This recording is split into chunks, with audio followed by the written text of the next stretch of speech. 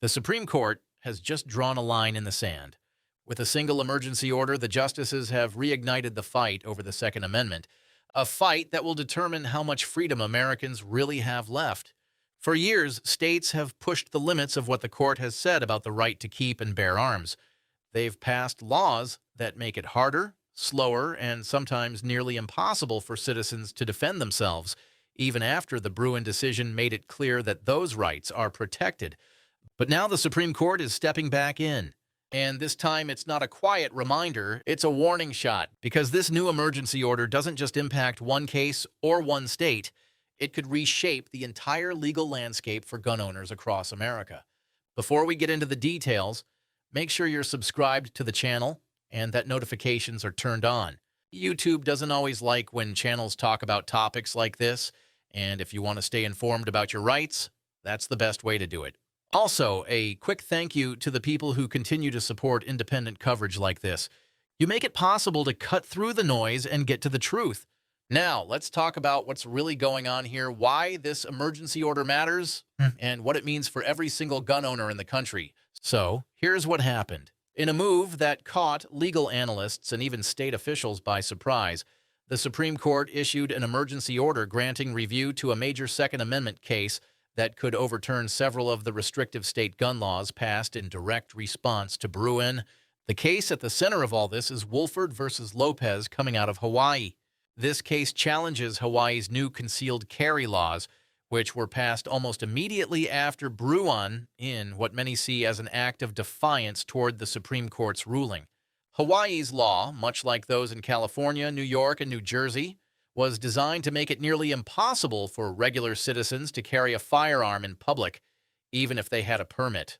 After Bruin, the Supreme Court made it clear that the Second Amendment protects the right to carry firearms outside the home for self-defense, and that states could not impose subjective standards or excessive restrictions. But Hawaii and other states responded by creating what are being called vampire laws or catch-all bans. Essentially, these laws flipped the rules of public carry on their head. Instead of assuming that a person with a permit could carry a firearm unless a property owner said otherwise, these states made it illegal to carry anywhere that didn't explicitly post a sign granting permission.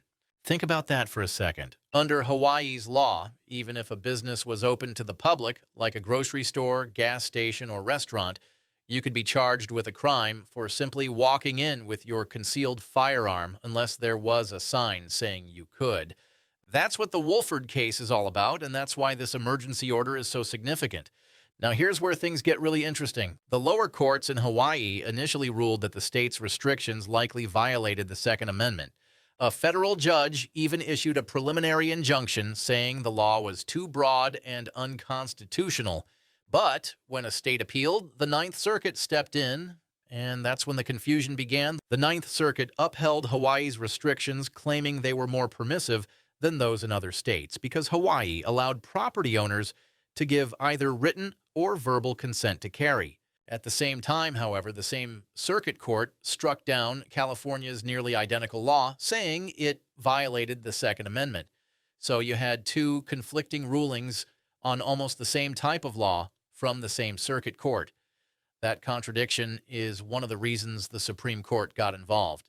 When the case reached the Supreme Court, Hawaii tried to backpedal. They argued that the issue wasn't ready for review, that more evidence was needed, and that the court should kick it back to the lower courts. But here's the thing. At the Ninth Circuit, Hawaii had already told the judges there was nothing else to develop and no further evidence to gather. They said it was purely a legal question. The Supreme Court noticed that contradiction, and that's likely why they granted this emergency review. In other words, Hawaii boxed itself in. They said one thing to one court and the opposite to another. And the Supreme Court called them out. Now, the court's emergency order limits the review to one specific question: whether Hawaii's law violates the Second Amendment by presuming that all private property open to the public is off limits to lawful concealed carry unless the owner gives express permission. That means the court is directly addressing these catch-all bans that have popped up in multiple states after Bruin. This is massive because a ruling on this issue won't just apply to Hawaii. It could set a nationwide precedent. that affects laws in California, New York, New Jersey, and beyond. And this is where the fallout begins. Almost immediately after the Supreme Court issued its order, legal teams across the country started filing motions in related cases asking to pause or reconsider proceedings until the Wolford decision comes down. Why? Because everyone knows this ruling will define how far states can go in restricting concealed carry. Continuing to litigate these other cases before the Supreme Court clarifies the standard would be a waste of time and money. Once the Wolford decision is issued, every similar case will be reinterpreted through that lens. But while gun rights advocates are celebrating, anti-gun states are already strategizing. Reports are emerging that states like Hawaii and New York are considering changes to their laws in an attempt to moot the case, meaning they might tweak or repeal their restrictions just enough to argue that the case is no longer relevant, hoping the Supreme Court will dismiss it. This tactic isn't new. In fact, New York pulled the same move a few years ago. When the Supreme Court was about to hear a challenge to one of its gun transport laws, the state quickly changed the statute, rendering the case technically moot. The court dropped it, and New York avoided a major loss, but that only delayed the inevitable. That same issue later resurfaced as the Bruen case, which ended up being a landmark victory for the Second Amendment. So it's possible Hawaii and other states will try the same trick again.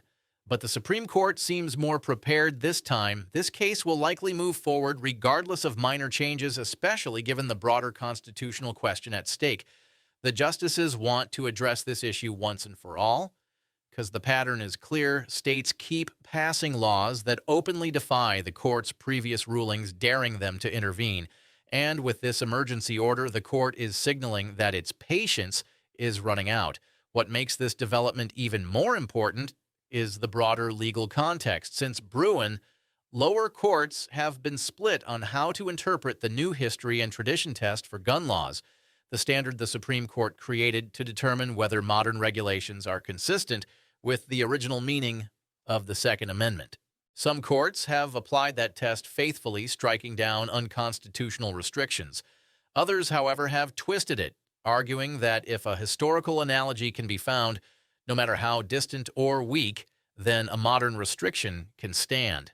This inconsistency has created confusion nationwide, and the Supreme Court knows it has to step in to clarify the rules. Wolford versus Lopez gives them the perfect opportunity to do just that.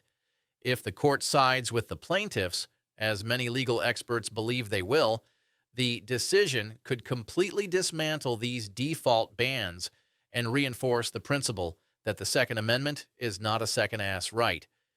It would send a powerful message that states cannot play games with constitutional freedoms, that the right to self-defense doesn't end at a state border, and that no one should need special permission to exercise a fundamental right.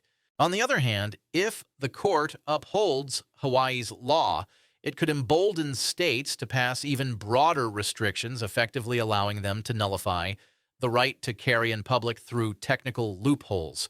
That's why this case is being watched so closely, not just by lawyers, but by millions of Americans who care about their rights. The implications reach far beyond gun ownership. At its core, this case is about whether states have the power to sidestep the Constitution through clever wording and procedural tricks. It's about whether the court's own authority still carries weight when states refuse to listen. And it's about whether the Supreme Court will once again reaffirm what it said in Bruen, that the Second Amendment means exactly what it says. This is why so many are calling the emergency order the most significant action on gun rights since 2022. It's not just a legal development, it's a message from the highest court in the land. Enough is enough. As the case moves forward, we'll be watching every development closely. The justices will hear arguments, review briefs, and ultimately issue a ruling that could redefine how Second Amendment cases are handled for decades to come.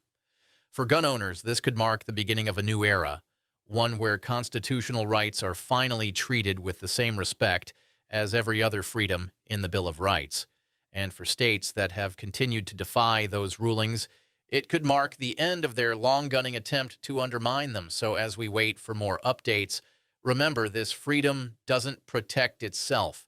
It requires vigilance, awareness, and a willingness to stand up for what's right, even when it's unpopular. The Supreme Court's emergency order is a reminder that the Constitution still matters and that when pushed too far, even the highest court will step in to defend it.